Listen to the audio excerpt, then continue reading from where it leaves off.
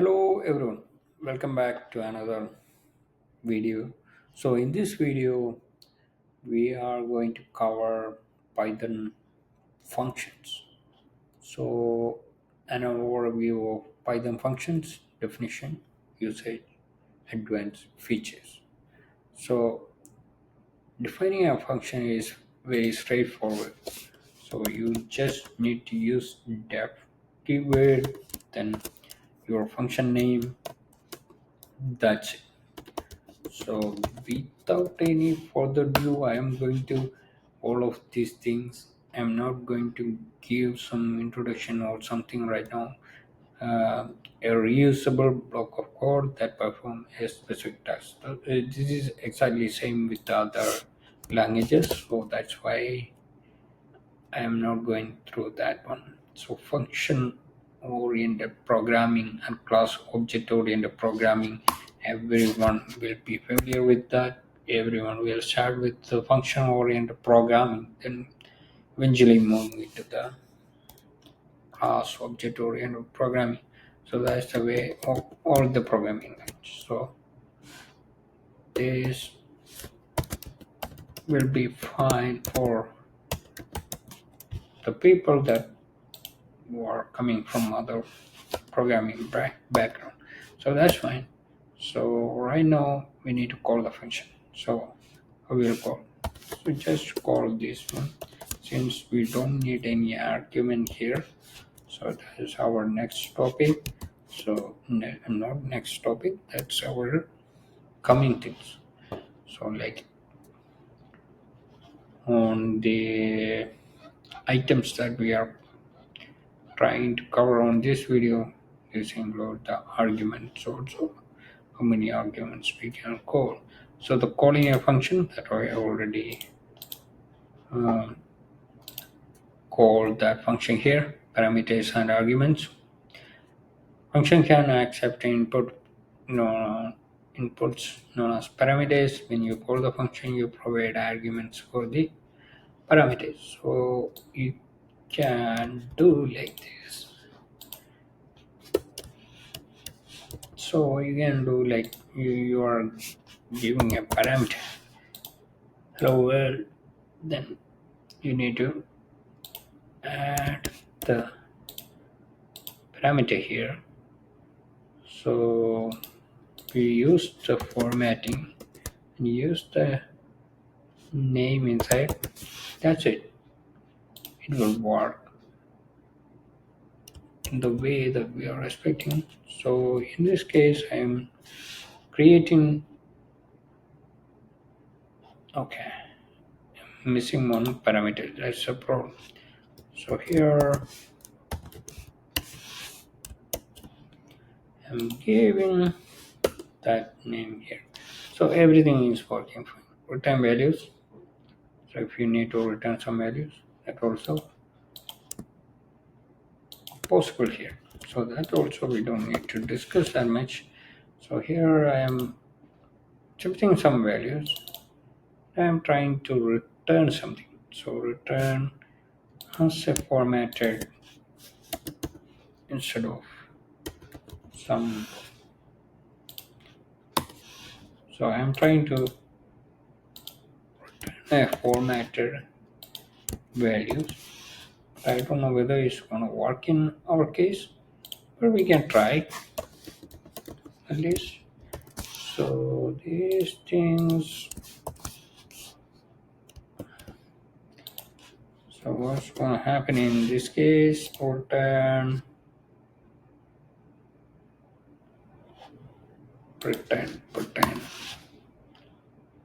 So here,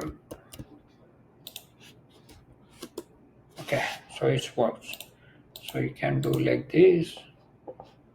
So we don't need to do these things, but you can do that too. Keyword arguments on default values.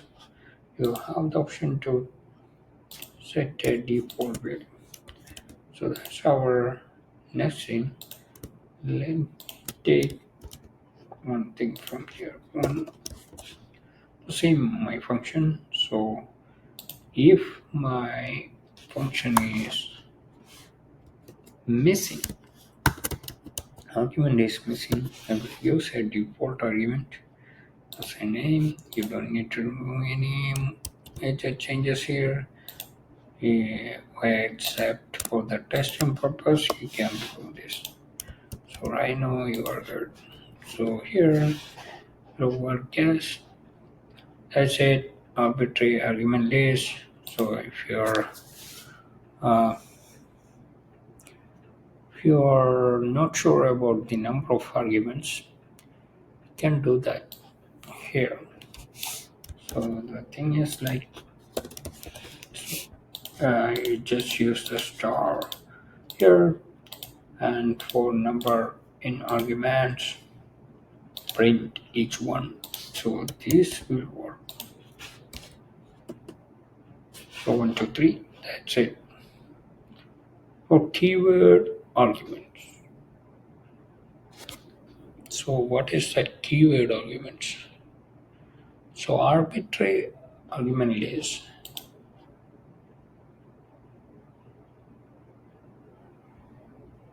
Python arrow YouTube arbitrary number of argument using args. Keyword arguments for keyword arguments. Oh, okay, that's a key value KW args. So that probably an interesting one. So display key args.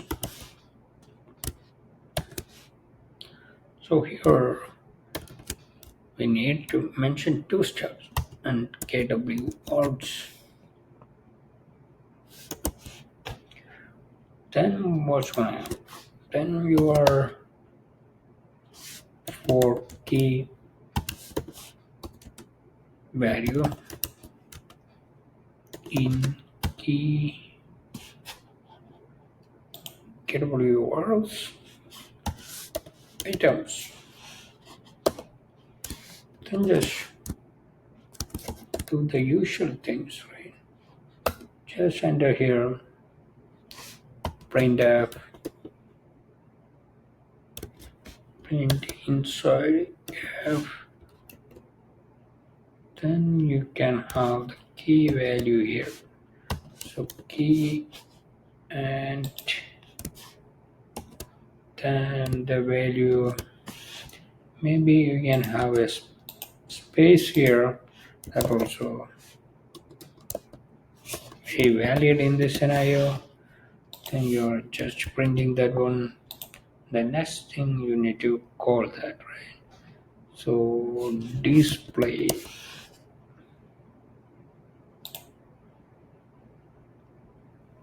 args, and my key is the name.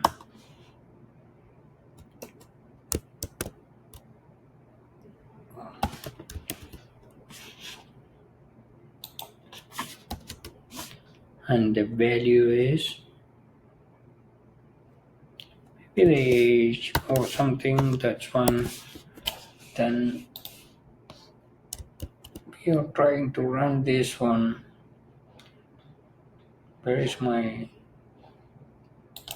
yeah,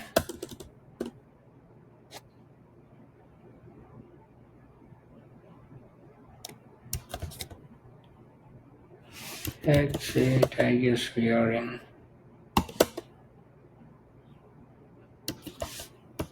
that's it. Guess we are okay. Okay, so that's works. So if I have multiple key values, how we will pass that? That's my thoughts here. So that probably we can check later in our learning scenarios. We will pass multiple items. Maybe some key value, I don't know whether how we'll do, but the thing is like you can do that without any problem because we are using the for keyword inside. So most probably it's possible. but how we will do, probably we need to check it. So lambda functions. So lambda functions are like inline functions, short functions defined with the lambda keyword. They are small tasks. So if you are adding, if you are adding your function for adding some variables, right? So you are just mention lambda, then x, y, then x plus y. That's a syntax for. Then you can use the print keyword. You can use the same add method here, provide whatever you are set in this case. So here probably it will work without any problem and we can see the result. So for that's for lambda functions. Then function can include a docstring, a special string that describes the purpose and the usage of the function. So this one also a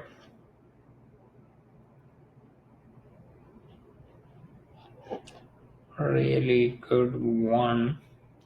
So we can do that in one of the things here. So if I need to mention like this way, so inside this one you can mention. So there is no indentation okay. So what I am doing here, printing or printing all arguments. So here you will not see any difference because this is just a definition, right? Just a definition of what the method will do. So it will not have any special string that describes the purpose and usage of to the function definition. Okay, so it should appear just after the function definition. Recursion function can call itself. This is known as recursion and is useful for problem into smaller problems. So like the factorial. So we can do that. So usually factorial is one for any language we are learning, right?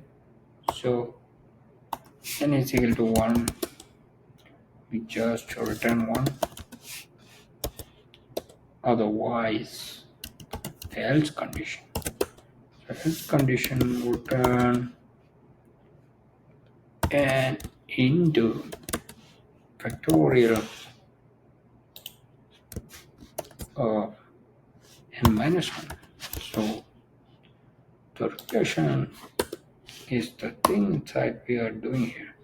So here you need to call this one, right? You need to call this factorial. So factorial of